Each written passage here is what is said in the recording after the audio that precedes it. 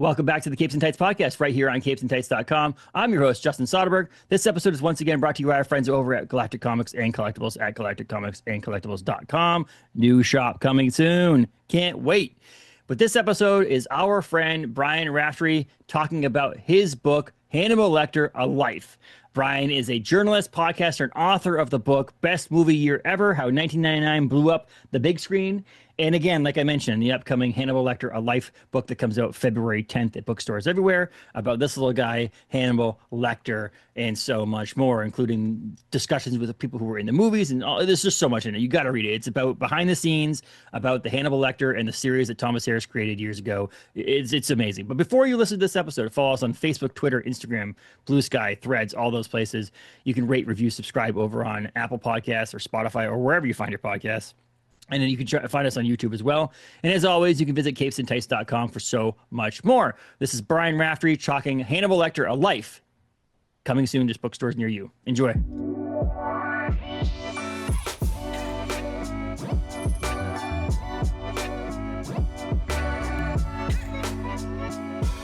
Welcome to the podcast, Brian. How are you?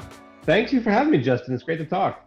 I'm glad to finally get to do this. I mean, I read the book a little while ago, Hannibal Lecter, A Life. And first of all, when it first came up on like NetGalley, it's where I see a lot of these things. And I was like, I got to read this. Like, that's the name. I was like, just in general, I'm a big Hannibal Lecter and Silence of the Lambs and Thomas Harris's books fan. And so there's that. But then there's the way that it was in the cover.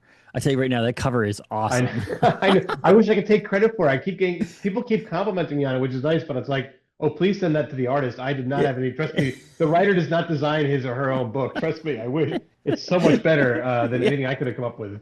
Yeah, I might have not have read it, Brian, if it was you design. I was kidding. But it was awesome. So that's really cool. But like, first of all, let's just get it. So you were a journalist, podcaster, author. You have multiple little names after your name, if you say that.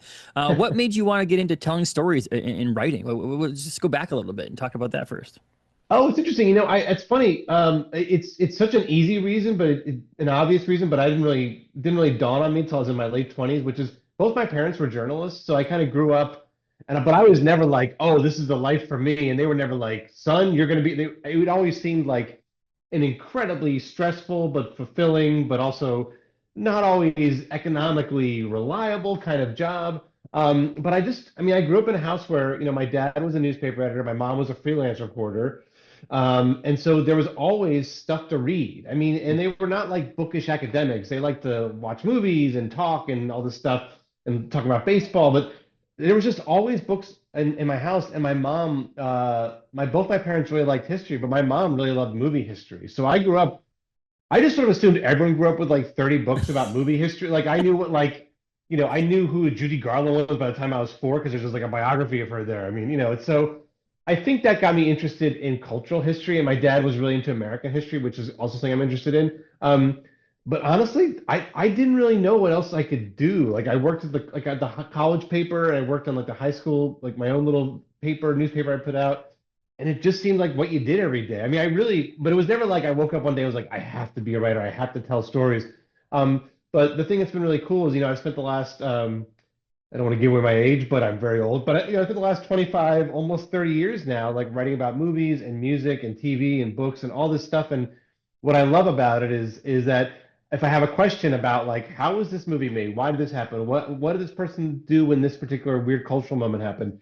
When you're a journalist, you can just call up people and ask or go somewhere. And it seems like the biggest cheat. So I've been very lucky. And for this book, I had always loved Silence of the Lambs. And I was actually talking to my agent a couple months ago. I was like, when did we first start talking about this idea?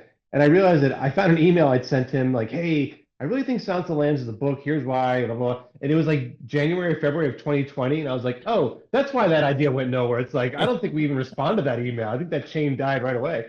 So this idea specifically about this movie has been in my head for a while. But I have an editor, Simon Schuster, who was like, at a certain point, just said, why make this just about Silence of the Lambs? Why not make this about Hannibal Lecter in general? So the book, which opens the book up a lot, because the book I get to talk about, the publishing industry in the 70s and 80s when Tom Harris was just this blockbuster star. I get to talk about Hollywood in the 80s and 90s when, Manhunter is made and Silence of the Lambs and Hannibal, the movie, goes into production. And I got to talk about the TV industry in the 2010s when, NBC's Hannibal becomes the most grotesque show ever to be on network television in my entire life. Maybe there's something worse that I'm forgetting, but anyway, so it was very fun to kind of like trace this character and kind of look at how he was created, why people love him, why he's endured so much. But yeah, to answer your original question, like I was just curious about all that, and someone let me write about it. So I still feel like I kind of stumbled into this. When I was 14 or 15, I was convinced I was going to be a movie director, and then at a certain point, I realized I didn't have the talent nor the people skills to marshal thousands of people every day to create a vision, and I had no vision. So writing about people who have a vision is like the next best thing, I guess. Yeah, I mean, I was going to be this amazing artist, comic book artist, and I realized that I'm an artist in general. My main job is a creative director. I make beer labels. I'm a graphic artist, but I can't draw as well as I used to be. So to me, I just realized how about I just talk about these things Yeah. instead of actually doing them. Like, how about just talk to creative people instead of actually doing it? No, it was funny because I had this first moment this weekend. I love movies. Movies are a huge part of my life. I think movies have been just as long as I can remember doing this. And like when I had my son's turning 5 in May, when he was born, I was like, I can't wait to have that experience where he's telling someone in his future, we went to this movie together with my dad. And so it was kind of funny. I actually got into kind of a little bit of an argument with my father-in-law because he wanted to take my son to a movie. I'm like, no, I can't. It's my job. Stop. His first, we went and saw Zootopia 2. I mean, it wasn't it wasn't like a amazing. I mean, it was one of the most like successful financially movies in a while, but like, it wasn't like this, like, oh, I brought to see Star Wars, but it was like, to me, it was still a movie he wanted to see. He enjoyed, and I had this experience. But over the weekend, I actually had this experience where he really wanted to watch Back to the Future.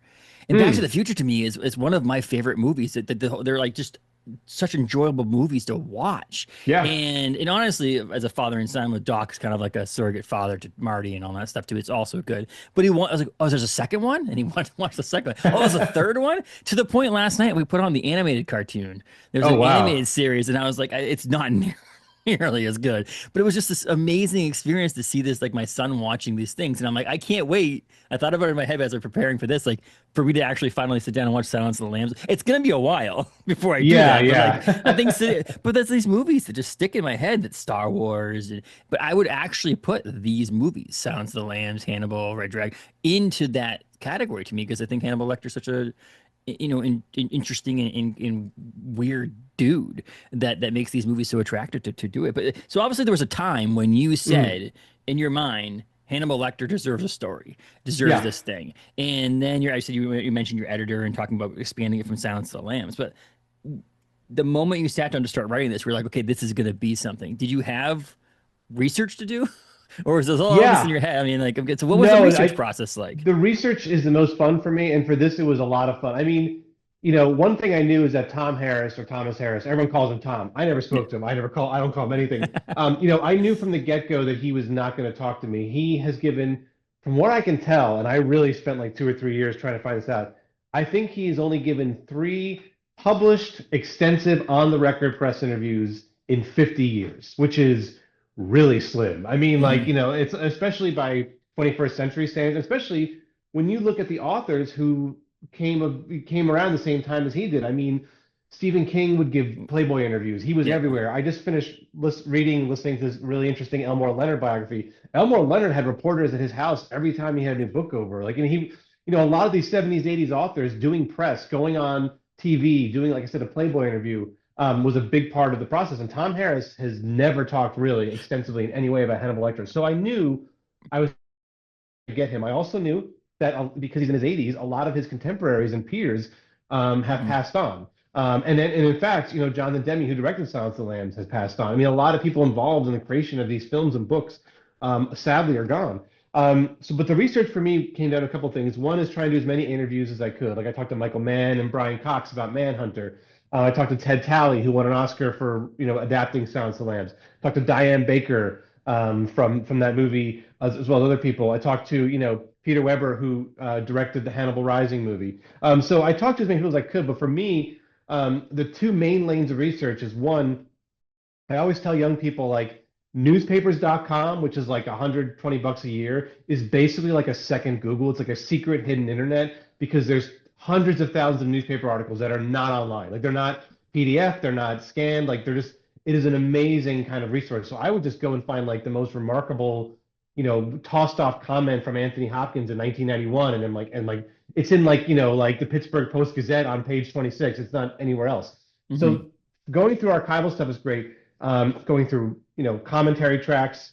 But for me, the real joy was I got to go to a couple different archives while researching, and one of them was Jonathan Demme's archives at the University of Michigan, where they had like 12 to 13 boxes of just all Silence of the Lambs stuff. I mean, just like really like Ark of the Covenant kind of stuff. And it hadn't been looked at by anyone really, by a journalist, as far as I know, maybe for decades. Hmm. But it included everything from script drafts to letters from the FBI to the producers. Like at one point, there's a letter saying like, could this movie maybe not be rated R? And it's like, I don't know what script you're reading, but there's no way this, The Silence of the Lambs is going to be rated R.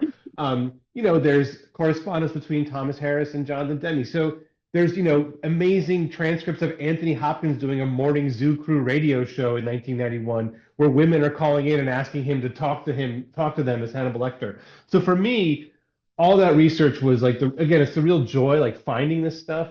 Especially like I said, when you're kind of uphill in terms of interviews, where people either don't want to talk or to be honest, they're passed away. Even sadly, like Roger Corman, who's in The Silence of the Lambs, I was talking to his office about saying at the interview like a month or two before he passed away. So people actually passed away while I was working on this. Um, so anyway, it was the research. Like I said, it's what I love to do. Writing is fine, but the research and finding stuff as a nerd, as a real nerd of these movies and these books, and being like, I never knew this, which means most people who care about this have probably also never heard of this particular fact or quote. So yeah, that's the real fun for me. Well, to me, I'm always like, so because like I said, I'm a big fan of movies and well, what I'm passionate about, I'm passionate about. So if Yeah, there's something I like, so say for an example, this Hannibal Lecter series of movies and books and things, is if there's something else to go with it, I want to know more yeah, about it. So like over the past few years, I mean, like the even just the Michael J. Fox book that he wrote, co-wrote about the Back to the Future, called Future Boy. I talked to Ashley Collins about your favorite scary movie about the yeah, Scream franchise. Like yeah, there's these books that are out there and these things that are out there that are just like I want to just devour these things because I learn more about the stuff. Like obviously watching the film is the most enjoyable experience because or reading yeah, the book. Reading the book is the most enjoyable experience because that's what it is. But like then learning the behind the scenes things it always just grabs me. And like it's the next thing. It's like to me, it would be like if I had a shelf of all these Blu-rays and books, it'd be like Thomas Harris collection, the movies, and then your book. yeah. Because it would like that's what goes together. It goes together in this sense. And you learn more about it. And that's the same thing I'd say about best movie year ever. It's the same thing. Oh, If you're a thanks. fan of any of those movies in that year, in amazing, Hollywood in that year, is that you just learn more about that stuff. And so to me, I'm like, this is a no-brainer. I wanted to hear all about this stuff. And you probably didn't tell me enough in that. Like, there's probably more stuff you could probably do a second one. And actually, Daniel Krauss has one, Partially Devoured, coming up in Oh, I'm March, reading which that is a, right now. yeah, it's phenomenal. And it's the Yeah, story of, Night of the Living Dead. So like, anything can get more. And I also a big Daniel Krauss fan, so learning more about yeah, Daniel is also amazing. So, but like this the attachments to these things. And I hope more people do. I hope you do more of them and stuff like that. But I think it's the right subject matter and the right material. I just feel like there's certain people who have it hard. Like it's hard to do the research because, like you yeah, mentioned, where do you find? You can't talk to the creator. The creator is not going to come to you. And it's not even the fact that like the creator's past. You're not writing something about some long dead person. This is like this person just is not on the public eye ever. So you can't even get in these public interviews. So that's an uphill battle in yeah, that sense. But the movies are also so successful and the books are also so successful that there's things around it. And that's what you did in this book. You used it around this stuff. You talked to the people that were around the people, the people that were in the movies and things like that, which was phenomenally laid out. I love that. And the way they progressed by telling how the book was told was well done too.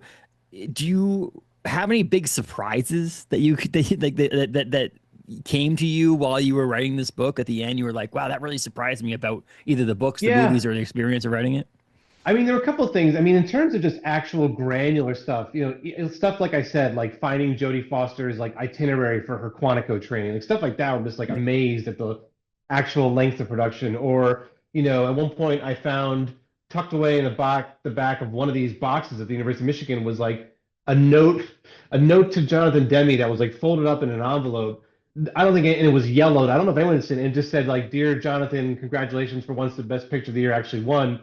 Signed Steven Spielberg, and I was like, "This has been sitting in a box." Like, so that kind of stuff is so fun. even things like toward the very end, I was doing a third or fourth round of research, like what did I miss? And I'd already turned the book in or turned an early draft in, Yeah. and I found out of nowhere, kind of like I hadn't popped up in other searches. I found a news item about Donald Trump going to the premiere of Hannibal in 2001, which hadn't popped up in previous searches, and I was like, this is out there. It's kind of findable, but I didn't know this. So those kind of like making of things or what the kind of immediate cultural impact is interesting. What also surprised me was when I started out writing, I was thinking, well, this book could also be a bit about, I had this question, which is like, well, all right, well, how did Hannibal Lecter kind of affect the real world? And then one thing that really fascinated me was really tracking the true crime and serial boom of the last 30, 40 years. I mean, true crime has been around forever, but I distinctly remember in the 90s, because I will give my age away, I am 50 years old. So I was in college and high school in the 90s. So that stuff is very culturally, I was very in the culture.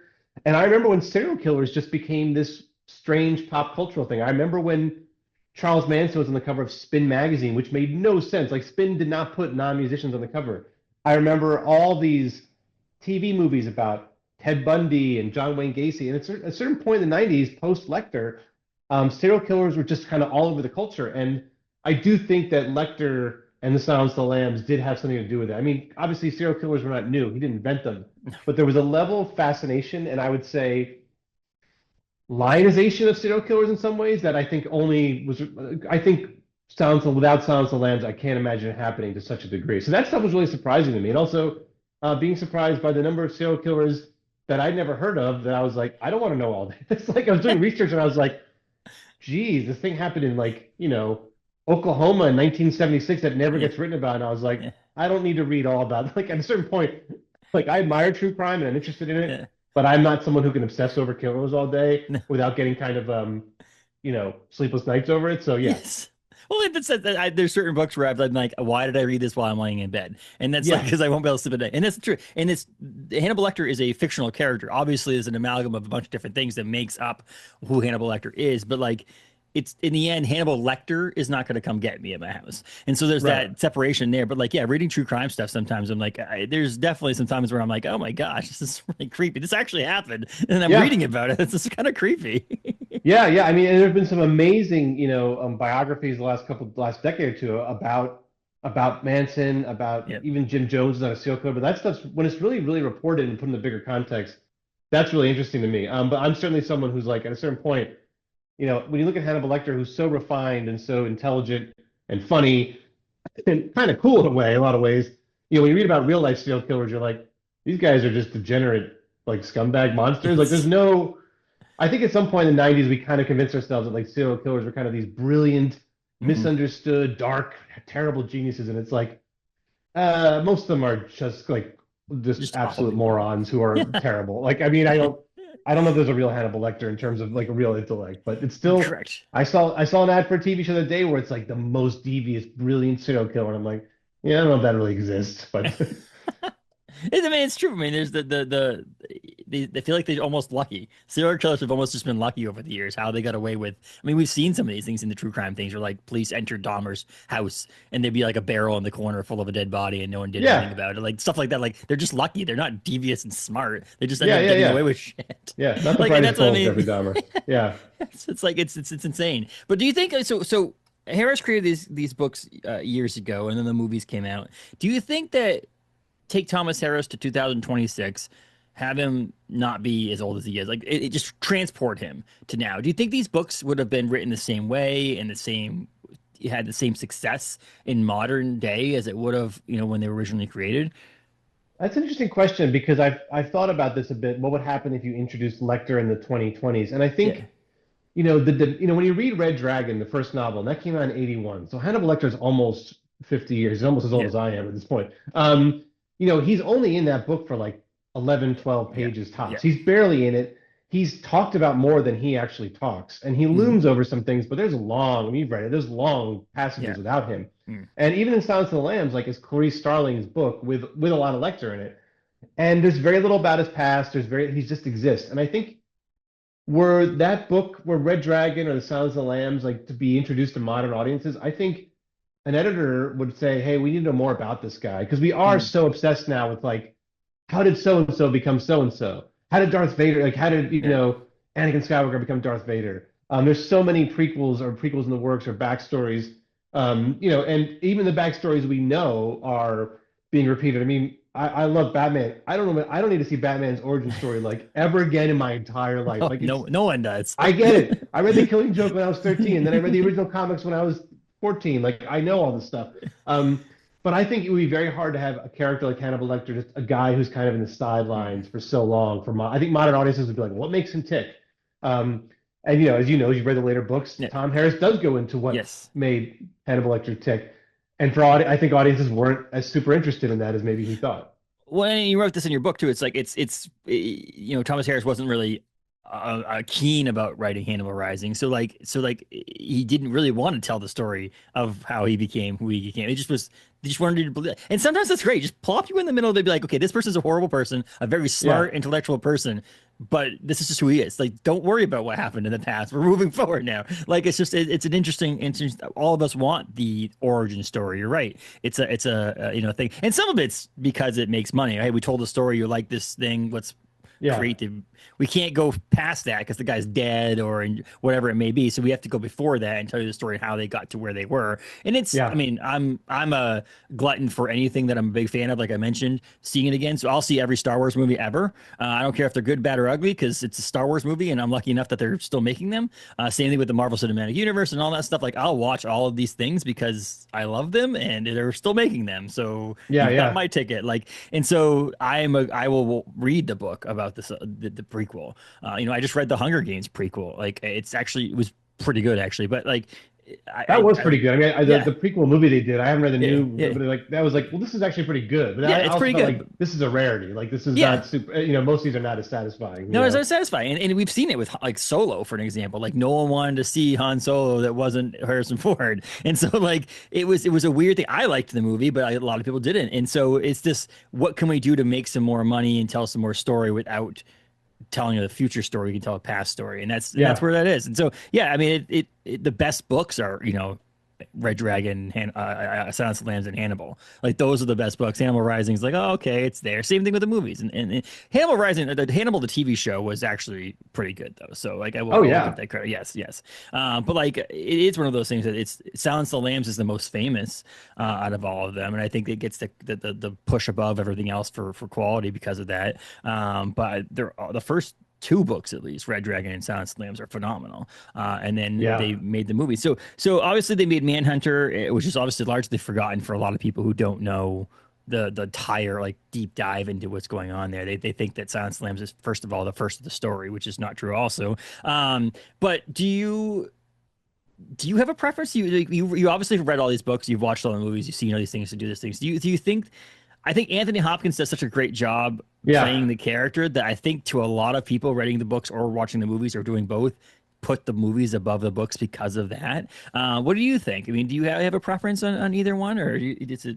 I mean, it's tough. I mean, there are, I mean, my answers will be obvious. I do think The Silence of the Lambs is obviously the best movie of all these. At the Yeah, same time, it's been really fun watching as someone who really, really got into Michael Mann in the 90s. I know Michael Mann is like a very yeah, like film dude kind of beloved figure now, or film fan figure. I've loved in the last 25 years or so watching Manhunter kind of creep back on people's conscience. I mean, I think it is I mean, I went to a screening in LA a couple of years ago with Michael Mann there, and what really struck me was the number of people who were very young, who were nowhere near alive when this movie came out, who'd fought really hard to get tickets to see Manhunter. I mean, it was like mhm, really, and a lot of them hadn't seen it. They were just kind of fascinated by this character, by Michael Mann.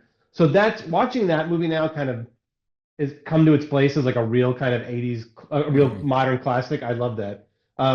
As far as the books go, Hannibal Rising does not work for me, which is fine. no, And I'm not a critic. The book, my book is not like a critical takedown of any no, of these or a yeah, yeah, reading of these. I don't think it's anyone's favorite. I wonder if even Tom Harris cares for that book in some parts of it. I perversely, even though Hannibal the novel, I'm going kind of backwards, even though Hannibal the novel has a lot of stuff that I would cut in terms of storyline yeah, and cut in terms of specific choices. There's a lot of stuff in Hannibal I really, really like. I yeah. love Mhm, the stuff in Italy. I love Mason Verger. It's the most over the top. I mean, it's absurd how evil mhm. he is, but it's kind of fun. But I really do think Harris's first two Lecter novels, the Red Dragon in '81 and Silence of the Lambs in '88, for people who haven't read them, They are so crisp. They're very taut. Yes. They're really, really well written. And so is his debut novel, Black Sunday, which is a phenomenally fun read. I mean, it is a far-flung global terrorism thriller. It reads so fast. It's like, I know people use the term airplane novel or airport novel as a negative. I don't. I love those kind of books. And I think those first three Harris books are perfect examples of what you can do with a really smart, very like really prose friendly writer who just crafts incredible sentences with an incredibly pulpy story. Like it's a Hmm. perfect combination of those kind of things. Yeah, I mean, they're all there's a place, time and a place. I've always said to myself, like audiobook, physical novel, movies, there's times and places. You can't sit and watch movies all the time. I wish I could. You just can't. You can't. There's Right. other things you need to do, and you can't physically read a book all the time because like same situation. Audiobooks help because like I said, I drive in the car, so you have Yeah. it in the Yeah. car and all that. And so there's a time and a place for everything. I just think that's one of those things that the first two books for specifically Red Dragon and Silence of the Lambs, the conversion and adaptation to screen is done Mm. so well that Yeah. it's like one of those things where I'm like, if you read the book Red Dragon and then watched the movie Silence of the Lambs and then like you would probably do that and not really miss out on much. There is Yeah. some obviously things, and there's obviously purists who are gonna be like the book's always better than the movie. It's not. I think Jaws is better than the book, to be honest with you. I think Peter Yeah. I Benchley added some know. things into the book that didn't really need to be on, and they actually saw that and didn't put them in screen on screen. And I think Jurassic Park, the movie, is better than the book, and that's a Yeah. hot takes for some people, but like there's some things that are better, and I think that I don't know. Anthony Hopkins to me has just always been. Have you ever seen Fracture? Oh yes. Yeah. That to me also it's honestly some of the same character. He's obviously playing like this. Yeah. It's a little bit of character acting. Like he's had some of the same mannerisms and the way he speaks and things like that. But he's such a good actor playing a creepy serial killer that I'm like, He's very the good at movie's that. it's so He really good. is, though. I think the two performances that I really think. I mean, there's three performances I really love of Hopkins, and this is one is obviously Hannibal Lecter. Yep. In Silence of the Lambs, I think when he comes back for Hannibal and Red Dragon, Hannibal especially, it's a little over the top. Yeah. But I think Remains of the Day and his performance in Remains of the Day and in Nixon and in Silence of the Lambs, he's doing three different variations of a very buttoned up, very cold person who's trying in some ways to actually kind of like connect to other humans. He's very good at those kind of he's very good at those kind of roles.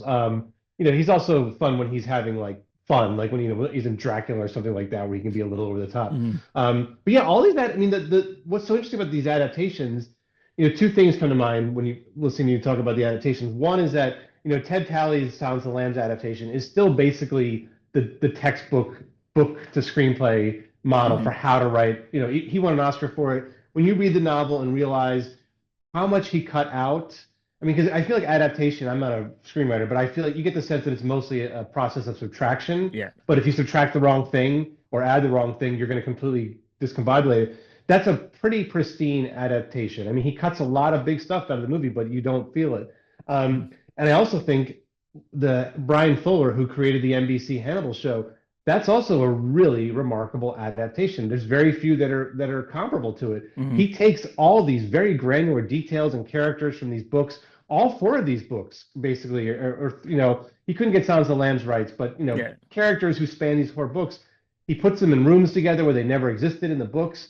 And it feels A, very honest to what Tom Harris did, but B, it feels very much in Brian Fuller's voice. And that's a Mhm. really tough thing for any creator. So I really, the Hannibal TV show sometimes icks me out. Sometimes it goes a little too over the top for me. But as an adaptation, I'm kind of in awe of what he did with all those novels because it really feels like its own unique thing. And that you're right about that. It's like you have to subtract a lot, and sometimes you have to add something to make up for the stuff you subtracted to like push it all together. And sometimes people are not very good at it. I've definitely seen some adaptations that were like, wait, what? What Yeah, was I this know. about? Wait, hold on a second. And that was one of the few of them. And I will say, what's funny is that as much as people don't like to talk about J.K. Rowling, Harry Potter and the Sorcerer's Stone and Harry Potter and the Sorcerer's Stone the movie, like I think the first couple of them are like like you basically like there's like lines from the book in the movie. Yeah, It's like one of yeah. those things. I was like, well, I read the book and then I watched the movie. And I'm like, wait a second. There's like the adaptation literally is cutting a few things out because there's like I could like read along with it in the book.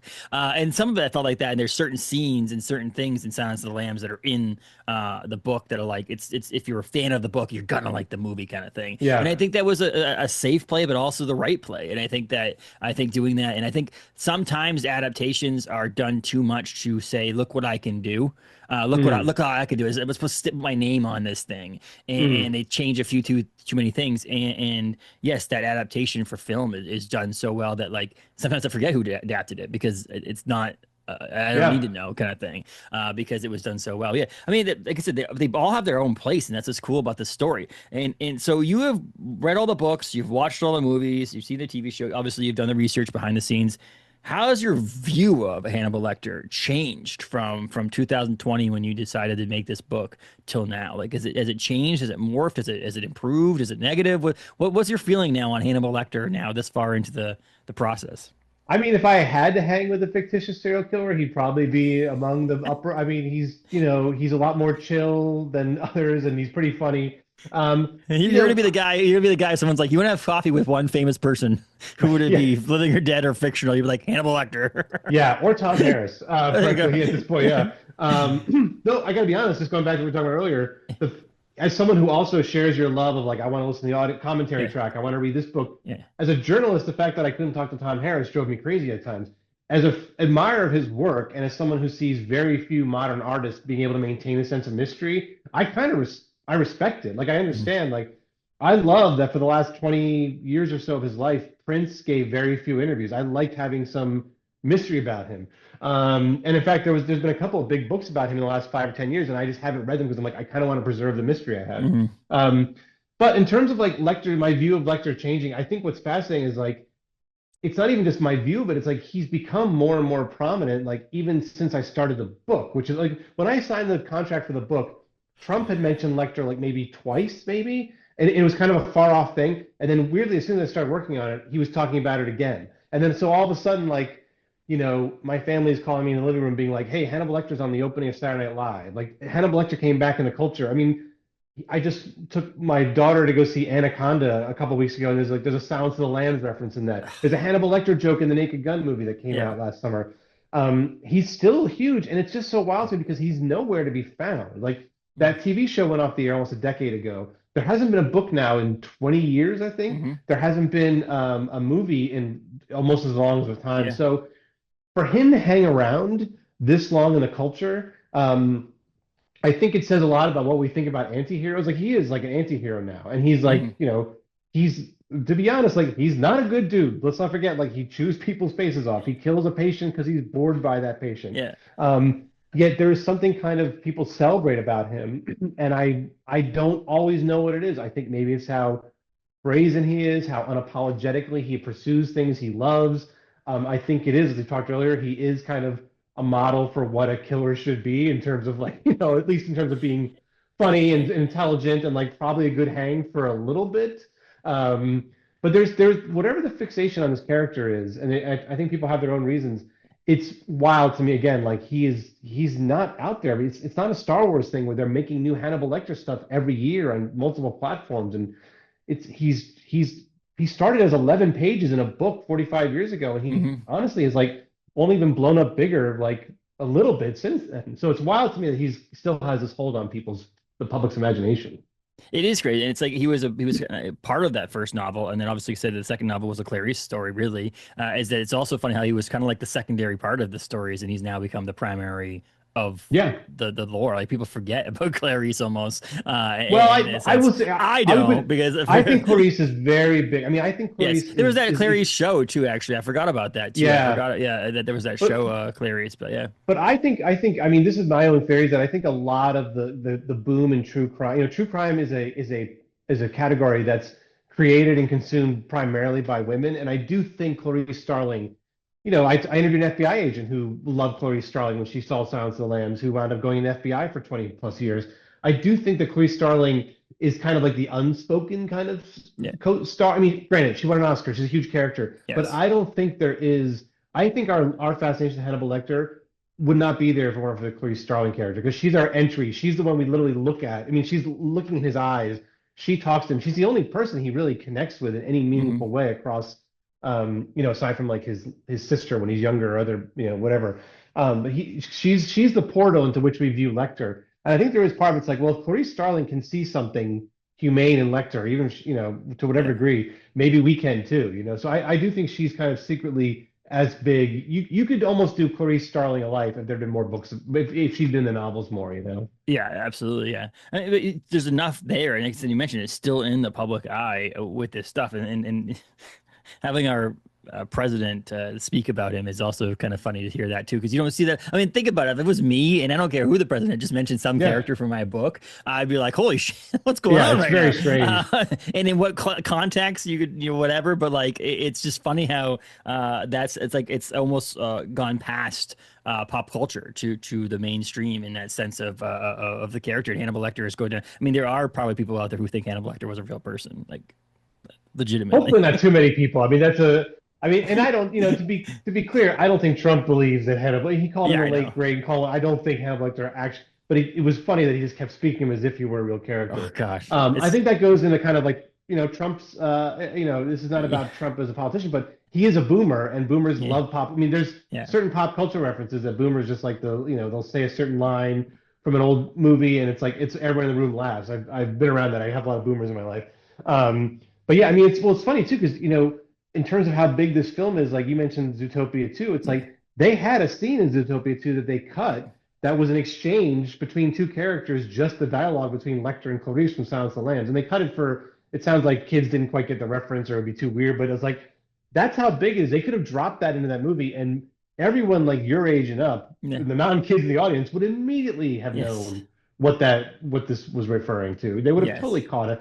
He's a very easily referenceable character. And I think that's one of the I know people want to look for a lot of super deep reasons why Trump was talking about Lecter, and I do think there are some interesting similarities. Yes. But I think a lot of it's just sort of like it's like saying Darth Vader. It's like everybody knows Darth Yes. Vader is, right? So easy applause, easy laugh, you Yeah. know? Yeah. Yeah. I can see that. Yeah, it's true. Zootopia 2 is fun. My son got some of it. I'm like, it's Zootopia 2 is, if you think about how long it took between one and two, it's kind of like Toy Story nowadays, where it's like Toy Story is a kid's movie, but it's like really made for the adults that are bringing their kids to the movie because some of the Yeah. references are definitely for me. And I was like, there's some things that I laughed, and there's a bunch of the parents laughed in the theater, and my son's like, why it wasn't Who? funny. I'm What? like, Yeah. I don't think you understand, but I got it. It was awesome. Yeah. But yeah, it's pretty crazy. It's it's just living stood the test of time. I think. I mean, it's across pop culture too. I don't know if you can see it here on Brian.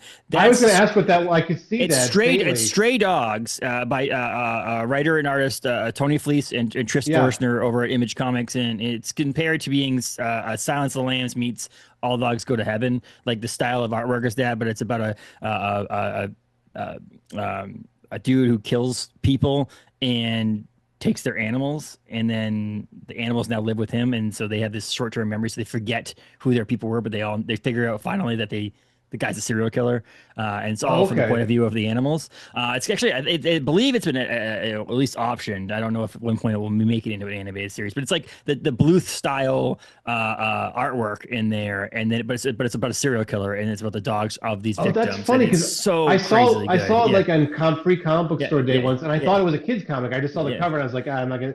That's cool. I'll check that out. It's Yeah. so good, but this is this is again, this is one of those things that's crossed over to the point where Silence of the Lambs gets a dog friendly Yeah. variant cover for comics, and it's just really cool to see that. So like you see that like the imagery has transcended just the books or the movies. It's Yeah. become this bigger thing, and that's why I think that this book means a lot. And I think there's so many people who are fans of the books or fans of the movie that just want to learn more. And I don't have the time, energy, and effort that you did to put into to research into making this book, and so it's easy for us just to read this and learn a little bit more about the movies, the books, Thomas Harris as much as you could, discuss the creator, publishing, like you mentioned, the different ways that books are published and how it adapts into film and stuff like that. Like it's a cool grand scope of what Hannibal Lecter is, but also the things that surround Hannibal Lecter, and that includes the Oh, books, the movies. thanks. So it's such a good book, and I think that I honestly, there's only been one that I won't obviously mention, a book about something like this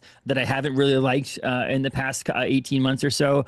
Most of them are pretty good, so I'm hoping more people do this. I think that these historical these places in history that need to be talked about, and that I don't, like I said, I don't want to do the research. I don't want to pay the $120 for newspaper.com, whatever it is. And, I don't. I want you to do that, and then I'll buy your book, and we'll be good. So That sounds like there's a good that. So plan. yeah, it's a good plan. I think it's great, and I think that's great. So I think that Hannibal Lecter is one of those characters that forever is. Actually, have him. Actually, I don't know if he's over here. I didn't realize that. Oh wow. Let me see. Bring him up. Let me see. Oh, which is he in the jump? Is he in this? Oh, look at that. Very It's nice. like an Yeah. action figure. Brian is an action figure. I know they make there's a Funko Pop of Hannibal Lecter. He used to be the most terrifying creep, like yeah, it's a It's bizarre a, trajectory. it's the, and I think there's one of my favorite comic books of all time, Nailbiter, Mm. by Joshua Williamson and Mike Henderson. They have a cover that has a baby wearing the mask on the Oh, front, that's like there's a funny. drawing of a baby, and the book's about a serial killer who bites his nails, and but like so like this is also, like I said, it's like crazy in all these different places. You see these things, and you mentioned it potentially have been in Zootopia 2 and so on and so forth. It's pretty insane. It's an insane thought to think that this serial killer that spent 11, 12 pages in a first book has become what it is today. So as we finish up here, Brian, what do you hope that people get out of this book? I mentioned all the stuff that I said, but what do you hope that people get out of this book? Do you hope that they go read the books and watch the movies, or do you think that this is for the people who have already done Oh, that? I think it's for both. I mean, I do think Tom Harris's writing, as you mentioned earlier, I do think, especially his first three novels, the writing is so fun. And I know a lot of people who've watched the movies a million times and the TV show who haven't read the books. And I do think they're really kind of rewarding. In terms of like what else they might do. I mean, I kind of think maybe it'll let people think about their own relationship to villains and to true crime. I mean, I think we are at this interesting point now with true crime where it's like, it's become, for podcasting, for documentaries, it's obviously become, one of the most lucrative, I don't know how lucrative actually, but like definitely one of the most dominant genres. And it's also a genre that, when done really poorly is like awful, but when it's done really well. And one thing about Tom Harris is, he was one of the first people to be like, I'm gonna write a novel about a serial killer. I'm gonna go talk to the FBI. I'm gonna visit them. Like he based all this stuff on research, and really kind of learning what actually happened. And I think that's kind of one of the things I love about and admire about his work is that it never feels kind of exploitative or he's kind of making stuff up. Like he's really trying to root all this stuff in real science. And I think that's the most effective, whether you're writing fictionalized crime or true crime. The people who do the research, they're and he can put things in a bigger context.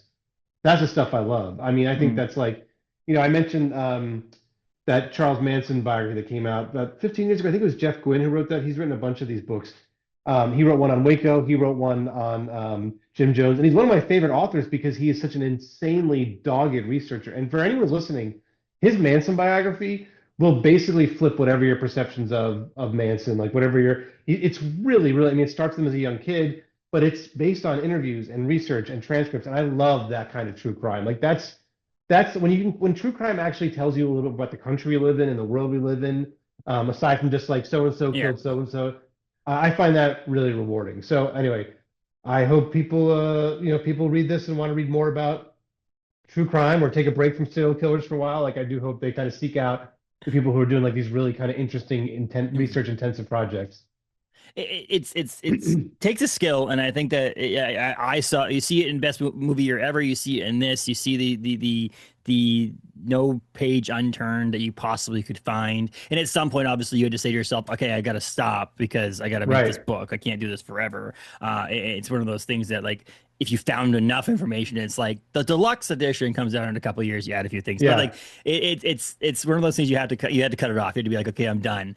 And but you did it just enough. And I think I said it captured me along the way. I wasn't bored, and so that's what's really good about it. And I think I'm a diehard fan of it, so that there's that. But also like I want to learn more about passions and pop culture and things like that. And that's where Yeah. this fit right in that area. Well, And it's if very you want to nice. read I something that's mean, based on true story and not yeah. if you're reading fiction and you want to little palate cleanser, if you want to say, between fiction stories. And you can read this nonfiction story about, Hannibal Lecter, a fictional character, but like the creation and the evolution of him.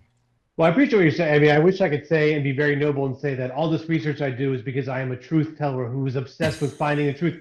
And that's kind of true. Like, I wish I could say I was like Jake Gyllenhaal in Zodiac. But honestly, one reason why I love all the research and doing all this stuff, it lets you put off the writing, which is the real painful Exactly. part. It's the greatest form of procrastination ever, is just waking up being like, should I start writing that chapter? It's like, no, I still need to find that I still one find Tom Noonan thing. interview about playing Francis Dollarhide. I need to learn more about this particular thing. So it is that's part of the love of the research for all these books and projects. The publisher's like, okay, Brian, we get it. You've done enough research. Let's just freaking put a book out. Like, no, I found a lecture Brian Cox gave in 1991 in Scotland. I've got to listen to the whole 3 hours. See if he says anything of interest. Yeah, I might not use any of it, but I got to listen to it. So you can't write anything. Oh, you don't use 90% of it. It's amazing how many rabbit holes you go in that just bring you to the rabbit hole. And you're like, where'd that rabbit hole go? Oh well, like pulled nothing out of it. And I imagine they say the same thing over and over again. It's points too, where they sell the same stories or they tell the same. Sure, yeah. So there's duplicates of that too. But yeah, but out February 10th at bookstores everywhere. You can order it at bookshop.org is where I like to go, as well as libro.fm for the audiobook form of this book. I believe it's available in audiobook. I'm pretty sure it is. I think it is. It is. I think I did it. It was the first time. Oh, you did? Yes, you did. Which was a trip. That's awesome. Reading Hannibal Lecter's dialogue in my voice was a very strange afternoon. Well, I was laughing. So Ashley Collins had your favorite scary movie. Roger Jackson read it. Who? Oh yeah. Does the voice of Ghostface, and I said when it's his, did you read the whole thing in Ghostface voice, and then when he's doing the interviews it's just him, or do they do the opposite? Like, how does that work? And he's like, actually I don't know. I'm like, I really hope he reads his interview questions, like when his lines in Ghostface voice, and that everything else is read in Roger Jackson's voice, but Ghostface voice is like the Roger Jackson quote. That's what I hope. But yeah, so get it anywhere. February 10th. You can also grab Best Movie Year Ever, about the year that was in 1999 and the amazing amount of movies that came out, and so much more. But Brian, I really appreciate you taking the time out to discuss your book and so much more right here on the podcast. We'll have to get you back on in the future, but until then, thank you so much. Thanks, Justin. I'm going for a walk now in my neighborhood of Burbank, California, and just so you know, I am right near the Burger King that's in Back to the Future. So every time I walk by it, I go, there's the Back to the Future Burger King. A fact my kids do not care about anymore when I point out, but I'm surrounded by Back to the Future, even just in my backyard. So I'll be thinking of you when I walk by. I love you say that, because I used to live in Lowell, Massachusetts, and I drive over the bridge that's in the Fighter. And he's running across the Fighter, and I would say it to my ex-wife. I'd be like, "This is the bridge that's in the Fighter," and she's like, "Shut up." I'm like, "Okay, sorry, I'll stop." I am not going outside for a walk because there's 60 inches of snow out there. Yeah. But I'll stay warm inside. So how about that? So thank you so much, Brian. I really appreciate it. Have a good one. Thanks, Justin.